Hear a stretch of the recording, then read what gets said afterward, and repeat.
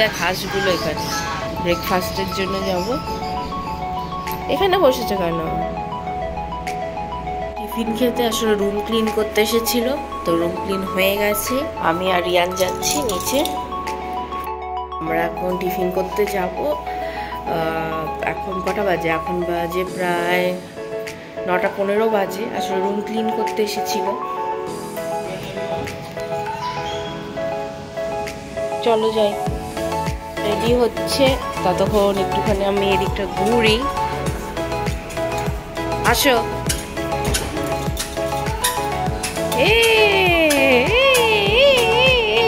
নাচে নাচে, চলো চলো সোজা চলো।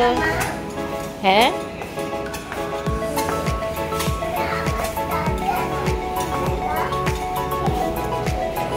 কোথায়?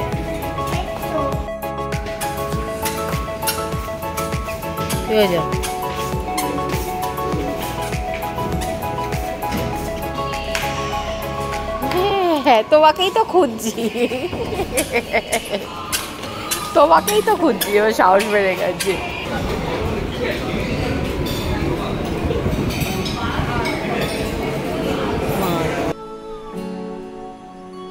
টিফিন খেয়ে এখন আমরা যাচ্ছি একটুখানি সমুদ্রের ধারে, কারণ বিকেলের দিকে সেই এমনি খেয়ে এসে সব ঘুমিয়ে পড়ি, আর বেরোতে ইচ্ছা করে না, তো ঘোরাই হয় না। তো ওই জন্য সকালের দিকেই যাচ্ছি।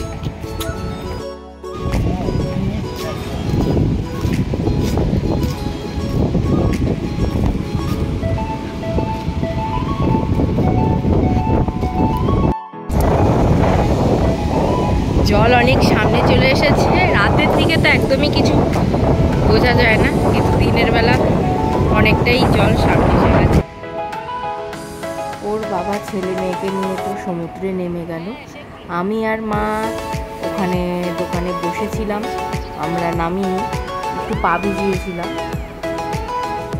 রিয়ানরা এসে খুবই আনন্দ করেছে। ওরা তো সমুদ্রের জল থেকে উঠতেই চাইছিল না। তারপরে কিছুক্ষণ পরে রায়সাকেও আমরা নিয়ে এসেছিলাম, কারণ এতটা রোদ ছিল। তারপরে এখানে বসে আমরা খেলাম ডাব।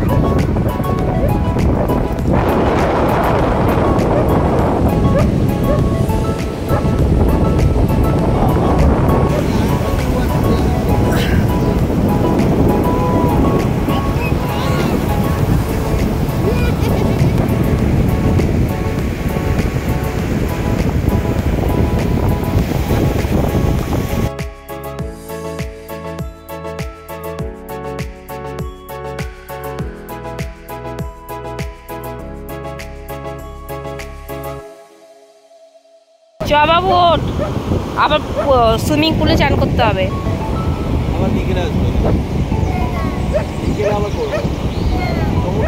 মনো চলো, যাবি না? তারপরে কিছুক্ষণ পরে ছোদ্দা ভাই ন্যান্সিকে নিয়েও একটু ঘোরাতে নিয়ে এলো। রিয়ান আর রায়সা তো খুবই আনন্দ করেছিল, আর ওখানে বিচে এরকম গাড়ি দেখি ওরাও বায়না শুরু করে দেয় গাড়ি চড়বে। তাই সেখানে কথাবার্তা বলা হচ্ছিলো যে কত কী নেবে। তো এখানে 150 টাকা করে নিয়েছে। তো দুজনকে প্রথমে একই গাড়িতে বসানো হয়েছিল, কিন্তু তারপরে দুজনকে আলাদা আলাদা গাড়িতেই বসানো হয়।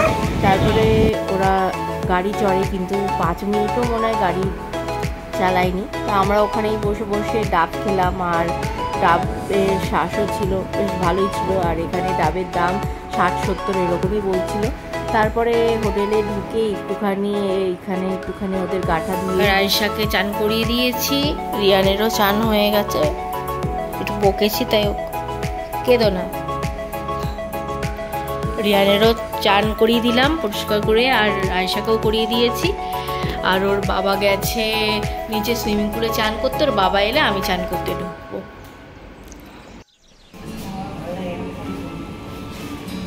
দেখে নাম সামনে।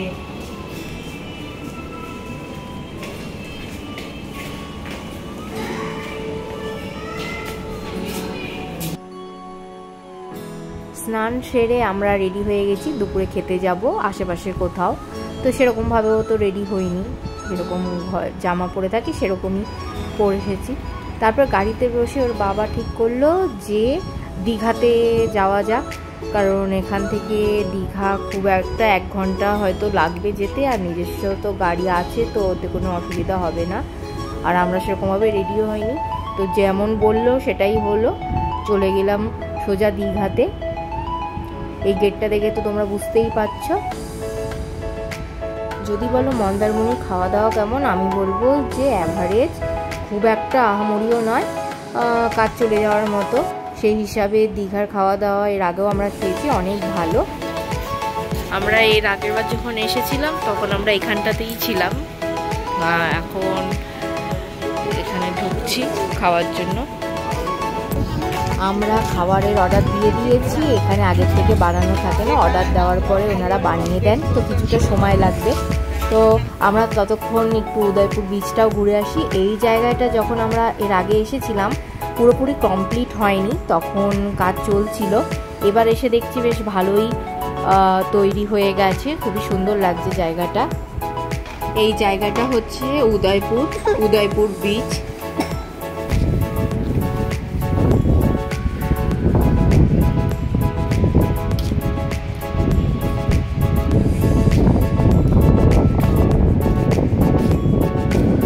দেখো কি হাওয়া, দেখেছো তুমি? ধারে যাবে না। যতক্ষণ ওখানে খাওয়া তৈরি হচ্ছে ততক্ষণ আমরা এই জায়গাটা একটুখানি বসে রইলাম। আর ছোদ্দা ভাই ওইদিকে গাড়ি চালানোর প্র্যাকটিস করছে, আর এখানেই আমরা একটু বসেছিলাম। তারপরে মারা এখানে বসলো, আর আমি, রিম্পা আর রিয়ান মিলে একটুখানি নিচটাতে গেলাম। তারপরে ওখানে গিয়ে কিছু ছবি তোলার পরে ওখান থেকে বললো যে খাবার রেডি হয়ে গেছে। তারপরে আমরা খেতে বসলাম। আর খাবার সম্বন্ধে বলবো যথেষ্ট ভালো ছিল, আর টেস্টও ছিল ডাল, আলু পোস্ত, একটা তরকারি, আর তার সাথে ছিল মাছ, চিংড়ি মাছ, তারপরে আইসক্রিমও নিয়েছিলাম, আর এই ভেন্ডি ফ্রাই। সত্যি খাবারটা খুবই ভালো ছিল। তারপরে আমরা খেয়ে দিয়ে গাড়িতে উঠে পড়লাম। আমরা নিজেদের গাড়িতে এসেছিলাম বলে এতটা দূর যাতায়াত করতে কোনো অসুবিধা হয়নি। তারপরে বাড়ি ফিরতে আমাদের হোটেলে পৌঁছাতে একটু রাতও হয়ে গিয়েছিল, প্রায় 7:30 8টা বেজে গিয়েছিল। আর এখানে পুলে সবাই স্নান করছে, রাতের দিকেও চলে কিন্তু কিছুক্ষণ পরেই বন্ধ হয়ে যাবে। তারপরে হোটেলে পৌঁছে আমরা একটুখানি রেস্ট নিলাম, প্রায় ঘুমিয়ে এসে গেছিলো। আর বিকেলে তেমন কিছু খাইনি, কারণ এমনি বেলার দিকেই ভাতটা খাওয়া হয়েছিল, তো পেট এমনি ভর্তি।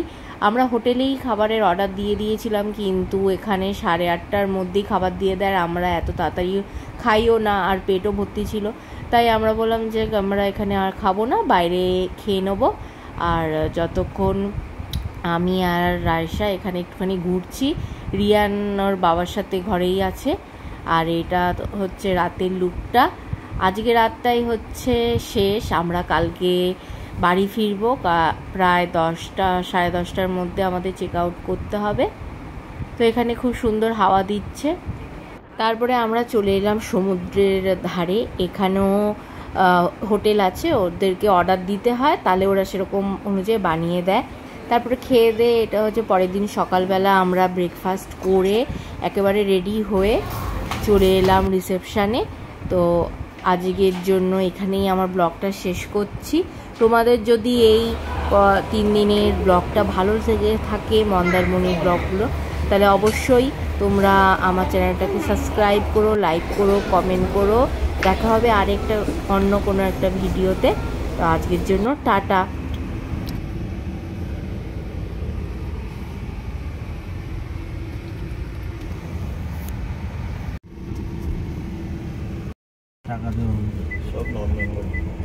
টাকা দিলে ভালো।